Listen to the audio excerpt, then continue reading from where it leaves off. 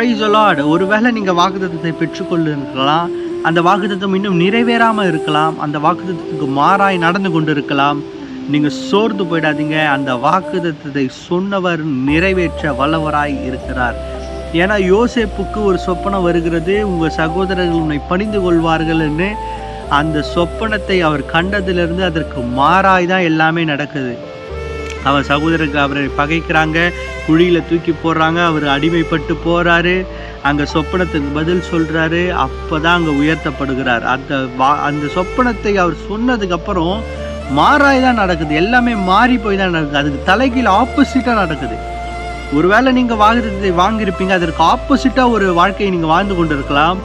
சோர்ந்து போயிடாதீங்க, அதற்கான உயர்வு அதை விட அதிகமாக தான் இருக்கும். அவர் உங்களுக்கு சொன்ன வாக்குத்தத்தத்தை அவர் இன்னும் அதிகமான ஆசீர்வாதத்தோடு உங்களுக்கு கொடுக்க அவர் வல்லவராயிருக்கிறார். அப்பேற்பட்ட ஆசீர்வாதத்தை நீங்கள் பெற்றுக்கொள்வீங்க என்று நான் விசுவாசிக்கிறேன். உங்களை எல்லாம் நான் வாழ்த்துகிறேன். அப்பேற்பட்ட ஆசீர்வாதத்தை பெற்றுக்கொள்ளுங்கள். கர்த்தர் தாமே இந்த வார்த்தைகளை ஆசீர்வதிப்பாராக. ஆமென், ஆமென்.